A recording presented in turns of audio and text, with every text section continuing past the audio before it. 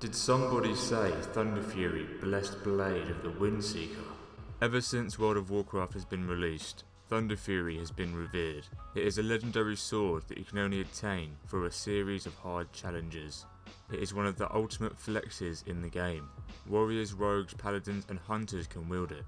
To acquire it, you need to get both halves of the bindings of the Windseeker, which drop from two bosses in the Molten Core, Baron Geddon and Gar. But before you get ahead of yourself, they both have a drop rate of under 2%, but some other sources say it's between 3 and 4%. With these two bindings, you're now halfway through the quest, Thunderaan the Windseeker, which is given to you by High Lord Demetrian in the top left corner of Silithus, but it isn't over yet. To summon Thunderaan, you need to acquire the Essence of the Fire Lord, which is dropped by Ragnaros in Molten Core, which you'll probably already have at this point. Then you need to acquire 10 Elementium bars, which need to be smelted by a miner who's at a skill level of 300 with the ability to smelt Elementium. This is quite a chore in itself to learn, as you need to get a priest to mind control an NPC in Blackwing Lair called Master Elemental Shaper Crixix. Then after that, the priest will see a spell on their action bars that can teach the miner to smelt Elementium bars. The materials are as follows. You need to acquire 10 Elementium ore, which drops from Blackwing Technicians in Blackwing Lair. 100 Arcanite bars. To get these, you need 100 Thorium bars and Arcane Crystals, which are mined from Thorium veins. Then you need to find an alchemist to transmute the Arcanite bars for you.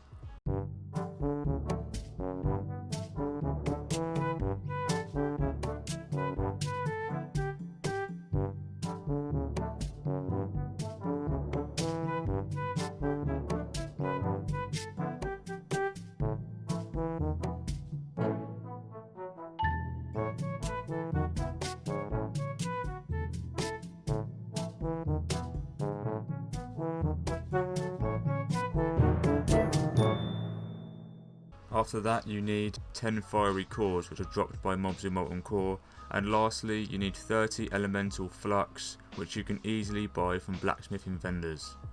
Honestly, it seems like quite a long road, but if you've got a guild to help you, it should be done with relative ease, as you won't have to fork out the money for the fiery cores on your own, and you may have a miner in your guild that can already smelt Elementium bars. When it comes to the Arcanite though, you're probably going to be in a tough spot of buying cooldowns in trade chat. So you've got all the materials. Now you return them all to High Lord Demetrian in Silithus, and you will quickly realise you have been betrayed. You can then ask to summon Prince Thunderaan, and he will happily summon him for you. You're definitely going to need a full raid group for this. After you kill him, he'll drop a dormant wind-kissed blade, which gives you the quest Rise Thunderfury.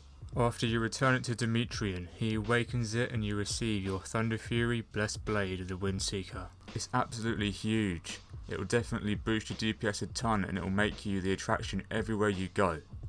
But you can't have it. I've seen a ton of people who plan on rolling DPS that seem to think they'll get Thunderfury by the time Blackwing Lair comes out. And well, I hate to be that guy, but I'm 99% sure that you won't. I hate to ruin your dreams, I really do. I'm a rogue main and there's nothing I'd love more than to get that Thunderfury before AQ. But unless you're pugging, there's absolutely no way anyone except the main tank in your guild is getting those bindings first. Then after that, your off tank will get them. After that, perhaps the top melee DPS. Although that DPS probably won't be able to use it in raids. But I guess it varies from guild to guild.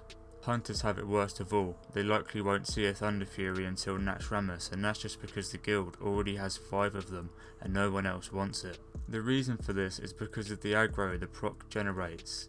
It has around 25% proc rate, and surprisingly it's not actually that great of a weapon for rogues or any melee DPS alike outside of PvP, purely because of the high amount of threat it causes.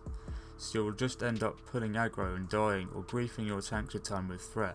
Let's get a bit more in depth. Thanks to Zetox on the Nostarius forums for the following information. The Thunderfury proc effect can be divided into 3 categories. The damage effect. Each time the proc activates, the target is hit for 300 damage.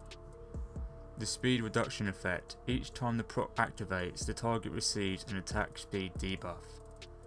The nature resist reduction effect. Each time the proc activates, the target and target surrounding it has its nature resistance reduced. Each proc effect actually generates 541 threat.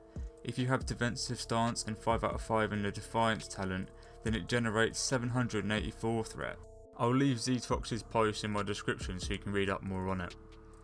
So given the circumstances, I think it would be very hard to find a guild that will gladly give rogues or fury warriors Thunderfury before the tanks, because quite frankly it's a stupid decision. It's primarily a tank weapon, but that doesn't necessarily make it bad for DPS, it's just no good giving it to the DPS when you can give your tank a weapon that is literally a threat generator. Also, just because it's primarily a tank weapon doesn't mean you won't get it eventually, but like I said, whether you'll be allowed to use it in the raids is another story.